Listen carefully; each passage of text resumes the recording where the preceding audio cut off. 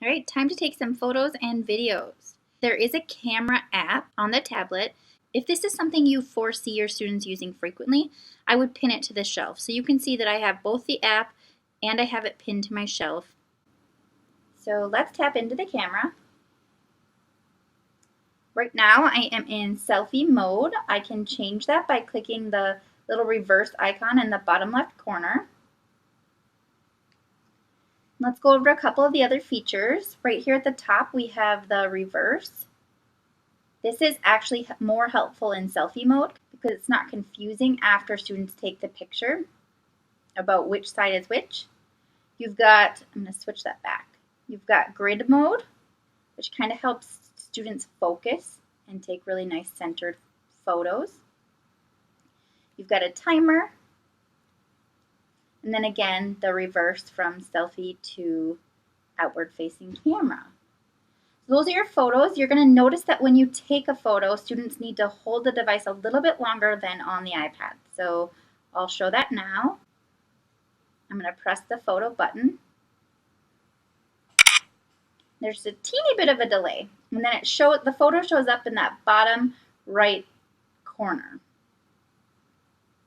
So I can look at the photos I just took. I can scroll between my photos down at the bottom. And to get back to the camera,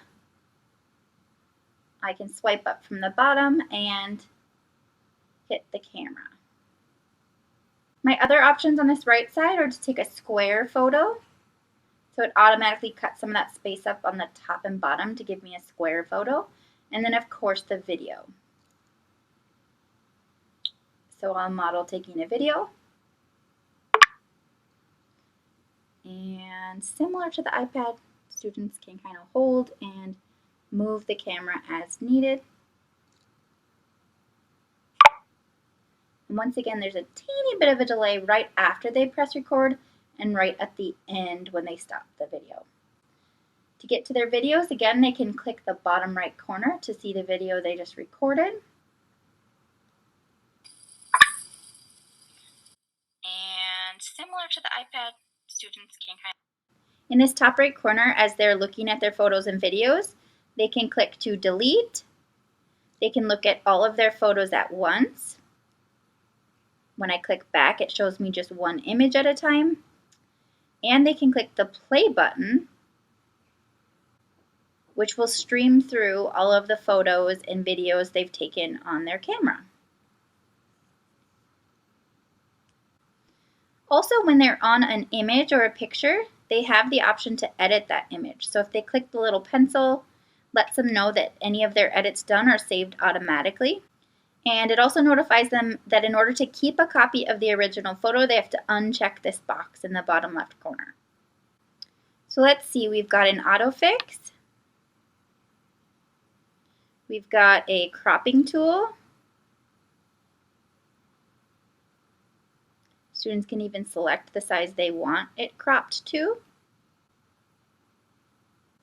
Here is another cropping tool where they can select the exact amount of pixels they want their picture to be. There's a brightening tool and a contrast tool. They've got a rotating tool to the left or to the right. And then of course the edit, undo, and redo options. So to get to their photos, they can go into the camera and they can select that bottom right circle. Another way they can get to their photos is by typing into the device, Files,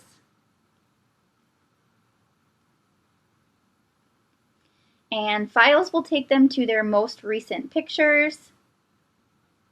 They can also tap on Images to view their most recent images, or they can also go under My Files, Downloads to view their images as well, and to watch their videos, they can select Videos.